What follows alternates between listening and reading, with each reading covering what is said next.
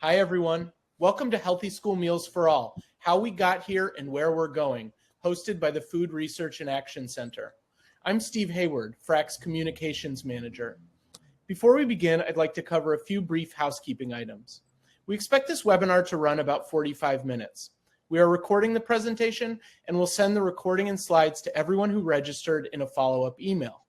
Feel free to introduce yourself and your organization in the chat. We'll have time for questions and answers at the end of the presentation. To ask a question at any time during the webinar, please use the Q&A panel. While captions are not available through this webinar platform, many common browsers can generate automated captions. For details on turning yours on, follow the link in the announcements panel in the bottom left-hand portion of the platform. With that, I'll pass it off to Alexis Bylander, Interim Director of Child Nutrition Programs and Policy at FRAC. Take it away, Alexis. Great. Thank you, Steve. And hello, everyone. Thank you for joining us for today's webinar. As Steve said, the title of this webinar is Healthy School Meals for All, How We Got Here and Where We're Going. It has been about a year since we did our last webinar on Healthy School Meals for All.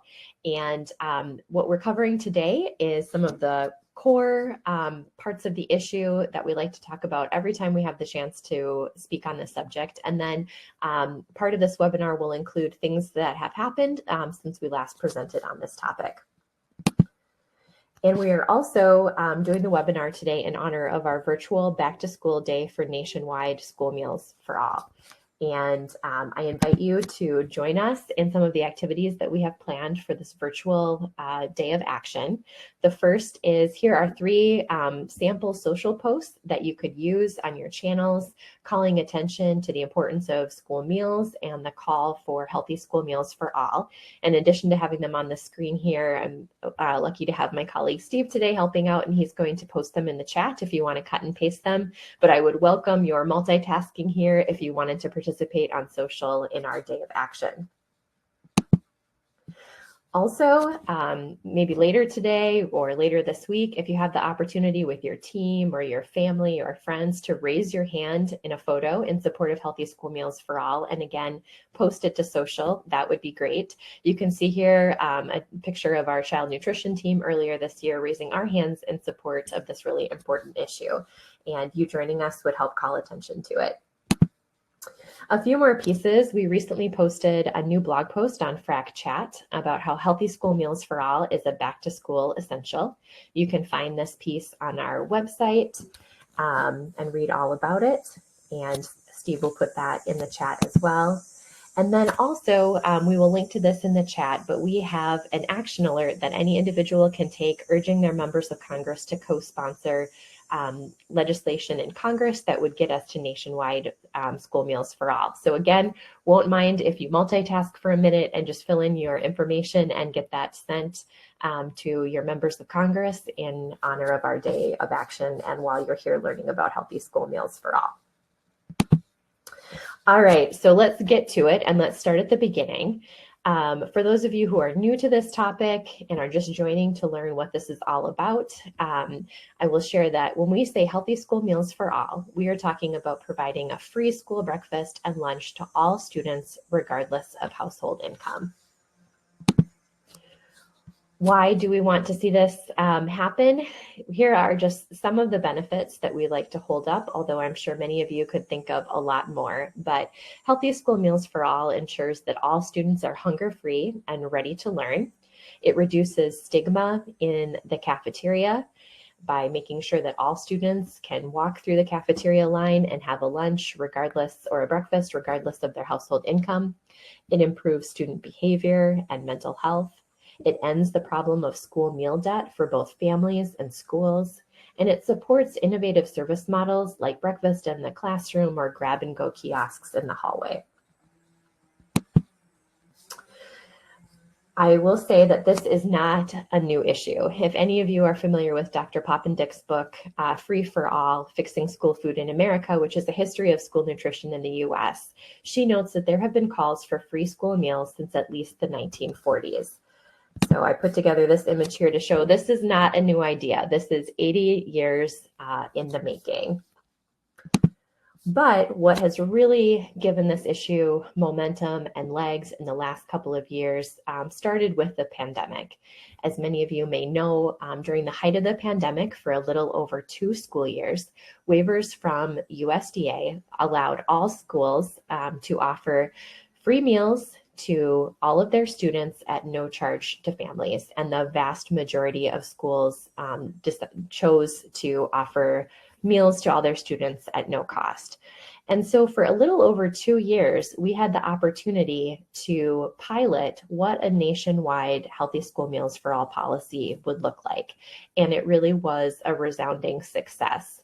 There were a lot of students, parents, teachers, school nutrition professionals, and administrators that realized they didn't want to go back to pre-pandemic operations where children were divided into 3 different eligibility categories: free meals, reduced priced meals, and paid meals based on household income. And they really wanted to be able to permanently offer free meals to all students as part of the traditional school day. There have been so many headlines in the news about these topics, and I could do a whole PowerPoint just on the news clippings around this issue, but I pulled just a few as an example. So during the pandemic, when meals were free, we saw a lot of headlines like "School meals should remain free for all children today and always." Then later, as states started passing Healthy School Meals for All policies, we saw headlines like "Free school meals when the feds step back, states step up," and Minnesota kids start the school year with universal free meals. And now this last headline from the New York Times was just published in the last few months, and it talks about how free school meals went mainstream. So this is likely a topic that you have seen in your local papers or in national papers that has been in the news frequently. And to really show that this issue now is commonplace to be talked about and to be supported, just this last Sunday, John Oliver's show Last Week Tonight did a full episode on universal free meals. It aired on September 8th and will be available online soon, and really did a great job of talking about school meals and the call for free school meals for all. I will say the only thing that I would have changed about the episode is while they talk about the very real challenges of producing quality meals for students, I feel like they could have highlighted some of the amazing innovation and meal service that is happening in school cafeterias across the country. I'm lucky that I frequently get to present with school nutrition directors and talk about Healthy School Meals for All and hear about their operations and see beautiful pictures from their programs. And there are really a lot of great things happening in school food, and I wish that the show would have covered that a little bit more. But nonetheless, it was great to have a full episode on this issue, and we were really proud to see our guide on best practices for preventing or reducing school meal debt highlighted, along with one of our large school district reports from a couple of years ago, and also to see the numerous state anti-hunger partners that we work with also contribute to this episode and be represented as well. Okay, so at this point, I've talked about the benefits of Healthy School Meals for All, what we're trying to accomplish. John Oliver is calling for it. You may be wondering, like, what are some of the reasons that people wouldn't support a Healthy School Meals for All policy? So I like to share some of the things that I hear when I'm out talking about this issue, and then how I respond to them or the way that I think about them. So one of the things that I have frequently heard people say is, we shouldn't be paying for meals for children in wealthy households. They don't think that it's a good use of public funding. And the way that I look at this is we don't know what is going on in individual homes. There are mental health issues, grief, medical debt, and a variety of other issues that families are facing that we don't always know about. And those issues impact all income brackets. And so there could be very valid reasons for why children are not bringing in their own meals or bringing in money for school meals. And we don't always know the reason why, but we do know that children shouldn't go hungry at school as a result of that. Another thing that I hear is that, well, children in need already receive free meals in the system that most states have. And in some ways that is true. In most states, children are divided into 3 categories, like I said, They're eligible for free meals, reduced priced meals, or paid meals. And I will note that even students in the paid meal category have their meals slightly subsidized by federal reimbursements. But the income eligibility criteria for free meals is very low. And there are many children in need who do not meet the eligibility guidelines. As a reference point, in this current school year that we're in, school year 2024 to 2025, a family of 3 would need to make an annual income of less than $34,000 to qualify. And I think that we can all realize that there are a lot of people above that limit that could use the support of free meals at school. And what I say is that we really need everybody ready to learn. A kindergartner teacher in Minnesota once shared with me that it really only takes one hungry, dysregulated kid who can't focus to disrupt learning in an entire classroom. So we all do better when all students are hunger-free and ready to get the most out of their school day. Also, FRAC believes that meals should not be a means-tested part of the school day. We don't do that with other parts of the school day that are critical for success, with things like teachers, textbooks, or technology. We don't ask families, would you be able to afford to provide your own Chromebook to your student, and then only offer those to families that can't afford them. There are parts of the school day that we offer to everybody, and it should be the same for school meals. And I would say that right now, in 42 states in the District of Columbia, there are school staff that are making impossible choices as kids come through the cafeteria line without money for meals, between choosing to deny them that meal, which is a pretty horrible thing to do to a kid, or to accrue meal debt for that family or for the school district, which is also a really difficult choice. And the way that we have the program structured right now is not where we want to be in the future. So how do we get to healthy school meals for all? We see 3 pathways. The first would be for Congress to pass nationwide healthy school meals for all legislation. So all states, all at one time, would get free school meals for all. The second pathway is state legislation, having each state one at a time pass state policies to cover the difference between the federal reimbursements that for school meals and the cost of covering all the students in their state. And then the third pathway is incrementally expanding the way that children receive free school meals until eventually we get to 100%.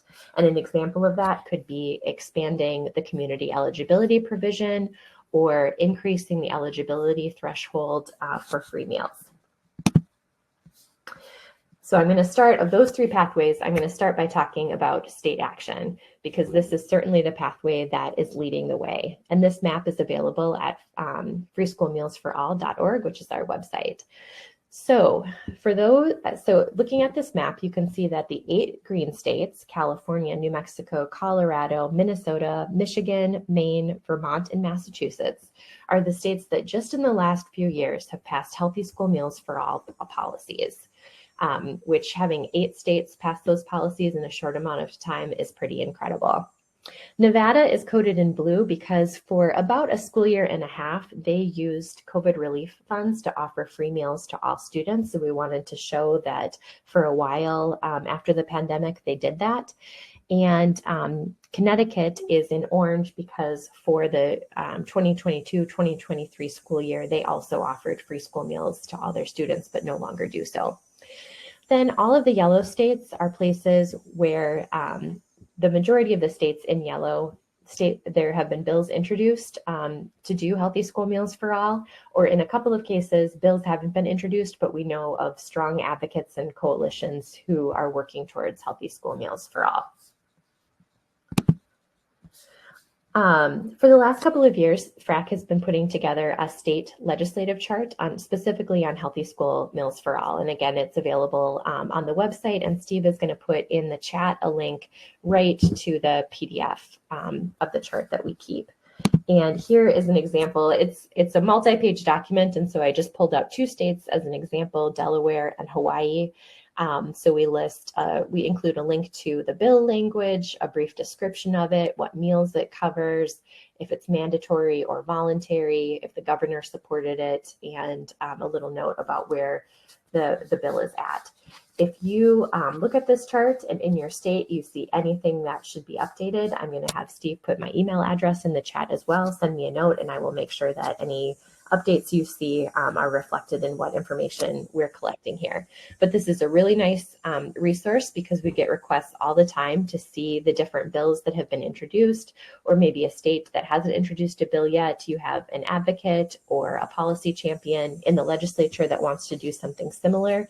And this is a nice way to be able to look at all the legislation that has been introduced and kind of see what parts a new state may want to take to do their own legislation. And I have to say that this is an issue that really brings people together. The idea of supporting kids at school with their nutrition and their learning is something that a lot of people can get behind. And so the coalitions that I have seen started on this issue include teachers, students, parents, and PTAs, school nutrition professionals, and in some cases, the state chapter of the School Nutrition Association, school administrators, anti-hunger advocates, health organizations, unions, farm to school, food banks, and many others. On our website, we have a section that links to the different campaigns around the country. We have them divided into coalitions that existed that worked on policies that have passed, and then those that are still active campaigns. And I'll have Steve put the URL in the chat so that you can easily click on it and then scroll down to it. And if you click on the links for Connecticut or Pennsylvania or Wisconsin, you can see the logos in most of these cases on these coalition pages of the groups that are involved and get a sense of who you may want to work with in your state to pass such a policy. This is also an issue that has very strong public support. In 2021, FRAC did some nationwide public opinion polling and found that 63% of voters nationwide support legislation that would make free school meals permanently available. We felt so good with this support number of 63%, but I'm really happy to tell you that since then, 3 years ago, there have been many states that have done state-specific polling and have found public opinion support numbers much higher than that. And one example here would be in North Carolina. They found that 81% of North Carolina voters support making school meals free for all children. And we are building out a section on our website that starts to highlight the different state-specific polling numbers that we have seen. Right now, I think we have Ohio and North Carolina called out, but there has been polling efforts done in many more states. And so we want to start collecting that information and posting it so that people can see how much public support there is behind this idea. And then as I go through news clippings on this topic, sometimes I like to just kind of call out and highlight the ways that people talk about healthy school meals for all policies. So here's an example from Peggy Flanagan. She was the lieutenant governor in Minnesota. And in an article where she was talking about the state having healthy school meals for all, she says, "We're striving to lower cost for families." This has also been called a lunchbox tax credit. The governor of New Mexico said, "We're feeding our kids, we're investing." And the idea of this being an investment, not a cost, I think is really important in the way that we frame the message. Here's an opinion piece. If we really want to deliver relief to working families, stop charging them for school lunches. And a parent notes, "As a father of 2 school-age children, I pay more for school lunches than I do in state income taxes." I believe this is an article from North Dakota. "If we want to deliver relief to families like mine, then why not cover school lunches?" And out of Massachusetts, this headline said, "Food is the biggest expense. Massachusetts families welcome permanent free school meals for students." And this headline actually came out before the food prices have just really risen in the last couple of years. So I feel like food is the biggest expense, or one of the biggest expenses in family budgets, is something that a lot of people can relate to. So how do these bills get passed? We've seen them done a couple of different ways. Sometimes there's standalone bills that go through state legislatures. That's what happened in Minnesota. Sometimes they're part of larger budget bills. That's what happened in California. And sometimes, although I think that this will be a rare path for most states, is they go to a ballot. And so all voters have a chance to weigh in on the topic. And in Colorado, that is how their ballot measure passed. What is included in this legislation? Like I said earlier, the core part here is that these policies are dedicating state funding to cover the cost between the federal reimbursements that schools get to provide school meals and the cost of offering free school meals to all students. But it can include more than that. Some states have added additional support for school meals, including funding for staff training, equipment upgrades, local food procurement, school nutrition wages, evaluation of this policy, etc. So I think we are only at the beginning of seeing what is possible with both passing these policies and what they include to support students and schools. Now, passing a nationwide Healthy School Meals for All policy would require an act of Congress. And for the last couple of years, Senator Sanders and Representative Omar have introduced in Congress the Universal School Meals Program Act. This is a visionary bill that does a lot of things, but one of the provisions is that it would create healthy school meals for all nationwide. So FRAC is supportive of this legislation. We have been trying to get more co-sponsors to sign on to this, and this is something that we would like to see passed because this would accomplish the nationwide pathway that I talked about earlier. We also have this handout about other bills in Congress that would support healthy school meals for all. And I'll have Steve put the link to this handout in the chat. And there are a handful of bills that have been introduced in Congress. They're also highlighted and linked to on our website, Free School Meals for All, that would either get us to nationwide healthy school meals for all, like the Universal School Meals Program Act, or things that would enhance the community eligibility provision, which is a way that schools, even in states that don't have a healthy school meals for all policy, can offer all the kids in school free meals without any cost to families if they are in a high poverty area.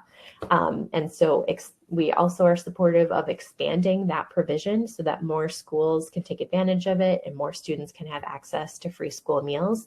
And so there's the visionary bill at the top, and then there's also just very solid, worthwhile school meal legislation that we would like to see passed that gets us closer to that goal. FRAC is really proud for the last couple of years to have convened the National Healthy School Meals for All Coalition. This is a coalition of 19 national organizations that are calling on Congress to make healthy school meals for all nationwide a reality. And since the last time I presented about our coalition efforts, I'm proud to say that the Center for Black Health and Equity has joined the coalition, and we have a couple of other national groups that I think will be joining soon. So this group cannot be large enough. And it's really exciting to work with some of these key partners on moving this issue forward. Okay, so if you're here today, it looks like we have about 153 people in the audience, which is fantastic. You may be here because you're individually interested in this topic and you want to know what you can do, or you want to start a statewide campaign where you are. So I wanted to include a couple of next steps for everybody. So if you're here just as an individual, like what can I do to get this started in my state or to help? I'm already in a state that has healthy school meals for all, but I want to see this done nationwide. Here are a couple of just simple things that you can do. The first is you can submit a letter to the editor in your local paper calling for free school meals for all. And I included this image of a letter to the editor that I submitted in my local neighborhood paper because I wanted to show not only do I give out these ideas and tips, but I follow through with them myself too. So this was really easy, just a couple paragraphs about why I believe in this and why I wanted to see it passed. And this is something that you can do too, because letters to the editor show grassroots support and that there is community interest in these type of ideas. Another simple thing to do is to use your social media accounts to talk about this issue. You can share or like articles that are in the news that are positive about this, or just put your stake in the ground that this is something that you support.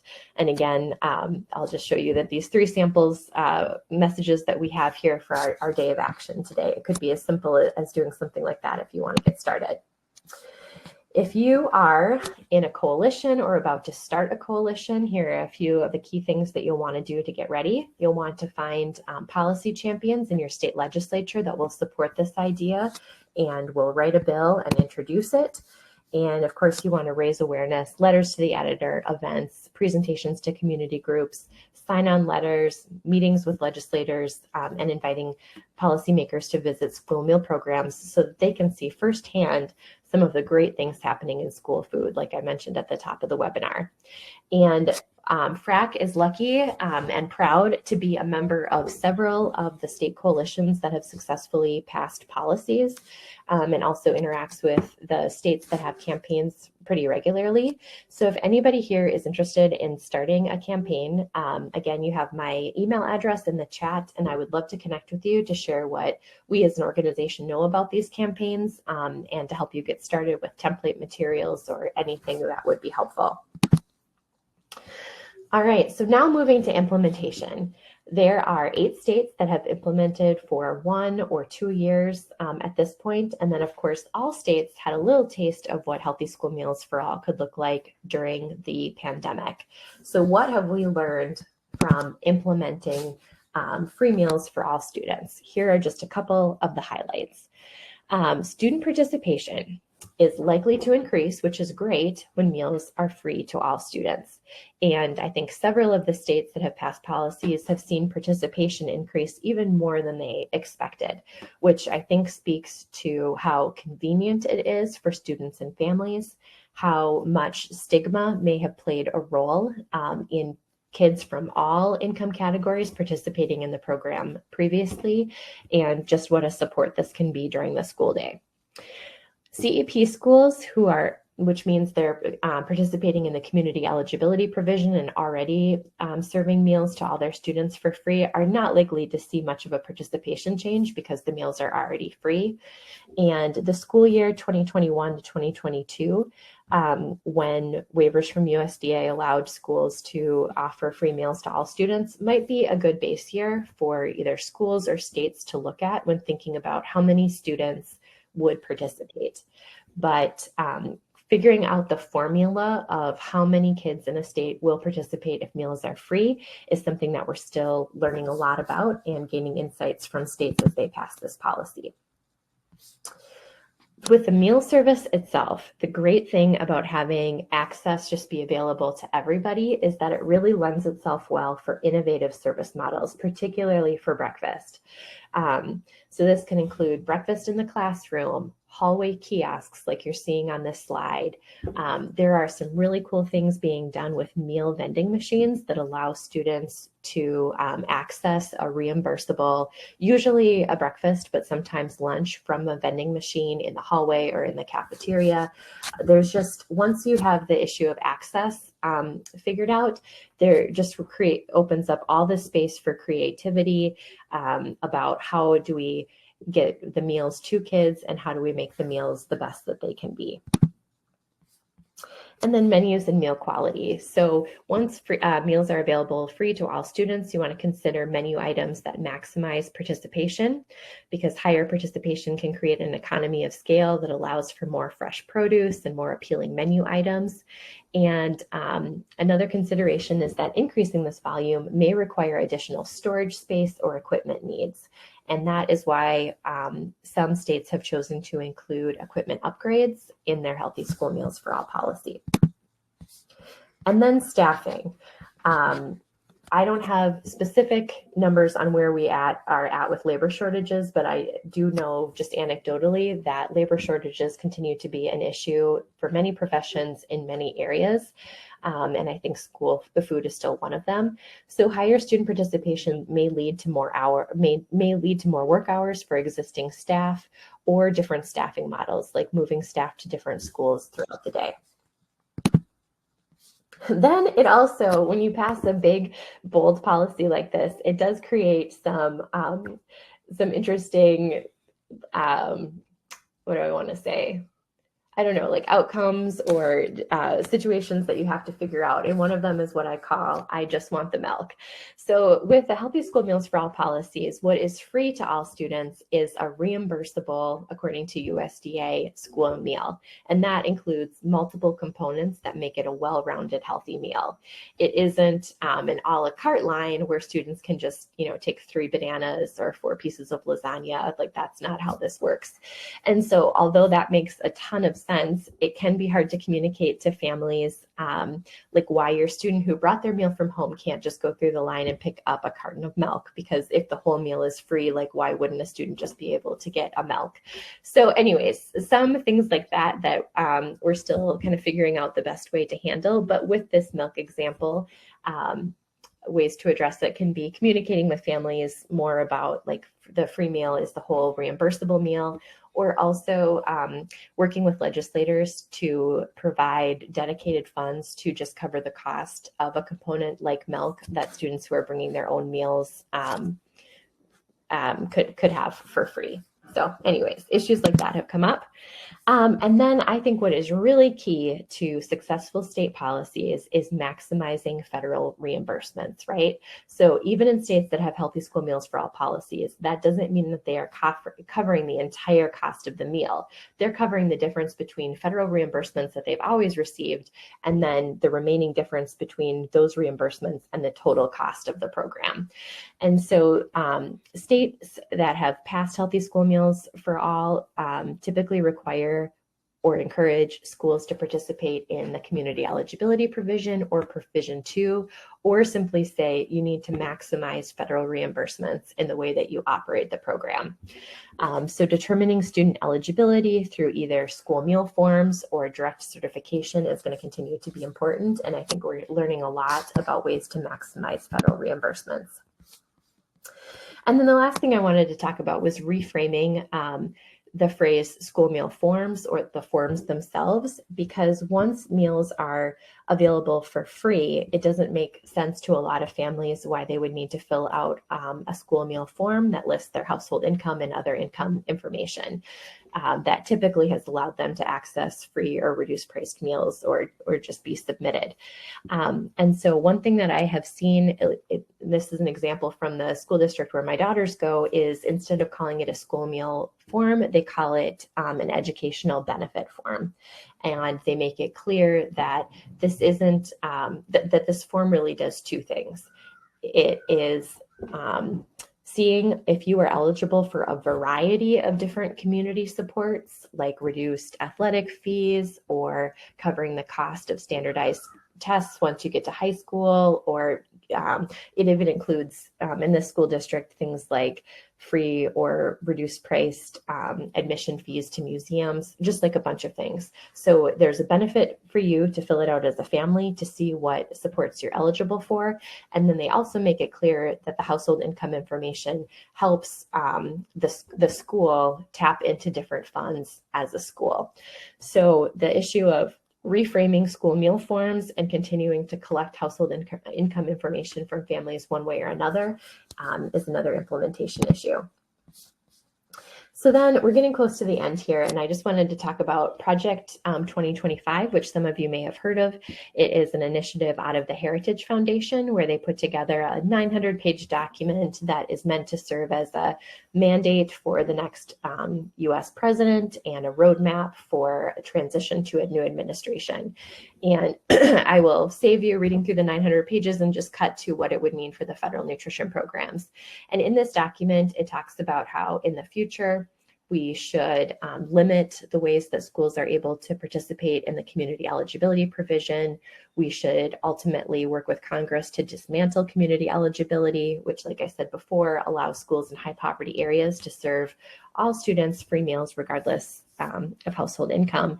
And it also strongly opposes Healthy School Meals for All policies. And I end with this kind of downer note because I just think that it is so important that we have a variety of people and voices across the country continuing to advocate for children that are in need of greater food security on behalf of schools and school meal programs. What we have right now and what we are aiming to have in the future is not guaranteed. And it just really takes all of us to strengthen these programs to support student health, nutrition, and learning. All right, so I've mentioned the URL several times, but again, a lot of the resources that we have on this topic are at freeschoolmealsforall.org, and we're constantly coming up with new resources and information to post on this site. And with that, I can take a couple of questions if people have them.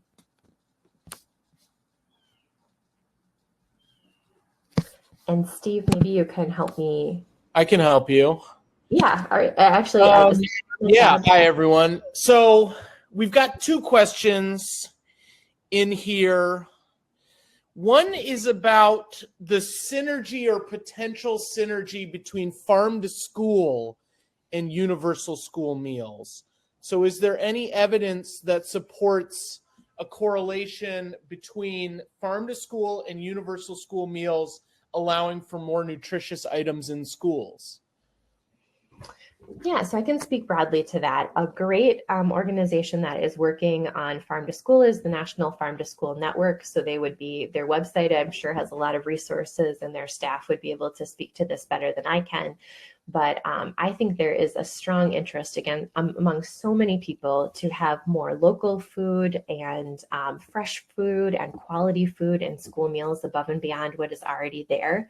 And I think with Healthy School Meals for All, like I said, participation increases when the meals are available free to everybody and creates an economy of scale within school meal systems that often can allow them to have more money to spend on fresh or local items. And so I think farm to school and Healthy School Meals for All like pair together so nicely.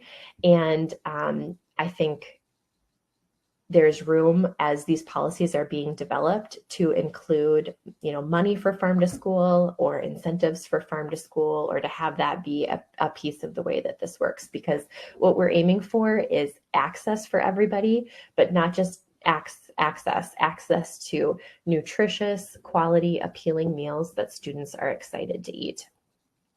And just the quick question at the top here, could you repeat what you said about one school district, how they call the school meal forms? I said that they moved from calling them school meal forms to calling them educational benefit forms, because it covers, they're collecting information for a variety of reasons that benefit families and benefit the school district.